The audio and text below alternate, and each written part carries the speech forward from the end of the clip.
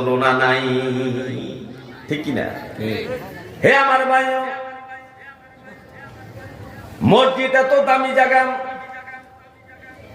মসজিদের মধ্যে যদি আপনি জামাতে নামাজ পড়েন, বাড়িতে যদি আপনি নামাজ পড়েন আর মসজিদে নামাজ পড়েন, বাড়িতে একা একা নামাজ পড়া, মসজিদে একা একা নামাজ পড়ার সওয়াবের মধ্যে তফাৎ আছে।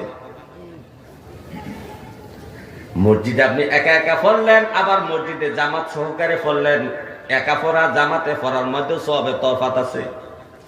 নবীজি বলছেন, কেউ যদি মসজিদে একা একা নামাজ পড়ে 1 গুণ সওয়াব, জোহরের নামাজ পড়ছেন, একটা জোহরের সওয়াব পাইলেন।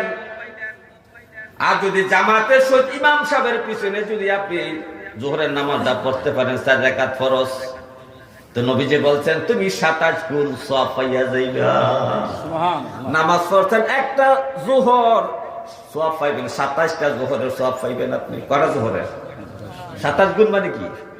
27 গুণ, 27টা জোহরের সওয়াব। হে আমার ভাই, নবীজি বলছেন কেউ যদি বাড়িতে একা একা নামাজ পড়ে 1 গুণ সওয়াব পাইবে। যদি ফানজেখানা নামা মসজিদে নামাজ পড়ে, এখানে তার সওয়াবের পরিমাণ বেড়ে যাবে। যদি জুমার নামাজে, যে মসজিদের জুমার নামাজ, ওই জুমার নামাজে যদি পারে, এখানেও সওয়াবের পরিমাণ বেড়ে যাবে। কেউ যদি কাবা শরীফে নামাজ পড়ে, তার সওয়াব 1 লক্ষ গুণ হয়ে যাবে। কেউ যদি মদিনা শরীফে নামাজ পড়ে, তার সওয়াবের গুণ 50,000 হয়ে যাবে।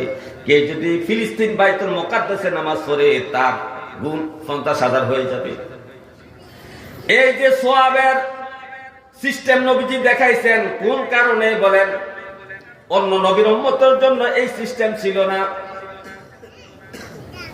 শুধু আপনার আমার সওয়াবের বৃদ্ধির জন্য, সওয়াবের অ্যাকাউন্টটা ভরপুর হওয়ার জন্য, সওয়াব আর সওয়াব, সওয়াব আর সওয়াব, সওয়াব আর সওয়াব, এই সওয়াবের ব্যাংক আল্লাহ তাআলা আখির নবীর উম্মতকে দেওয়ার কারণ হইল যে সমস্ত নবীর উম্মত যেই পরিমাণ ব্যস্ত যাবে, শুধু আখির নবীর উম্মতের চেয়ে হাজার হাজার কোটি গুণ বেশি উম্মত বেহেশতে যাইবে। হে আমার ভাইও, হাসরের মাঠে, হাসরের মাঠে অসংখ্য মানুষ, অসংখ্য অসংখ্য মানুষ, বেহিসাব মানুষ হাসরের মাঠে মানুষ থাকবে। এর মধ্যে কিছু কিছু মানুষের হাত জলমল করবে, চেহারা জলমল করবে, লাইটের আলোর মতো এগুলো ঝিলিক মারবে। ফেরেশতারা প্রশ্ন করবে, রাব্বি কারীম, সমস্ত মানুষগুলোর মুখগুলা ঝিলিক মেরে না, কিছু কিছু মানুষের চেহারা ঝিলিক মারে, হাতগুলা ঝিলিক মারে, কারণ কি?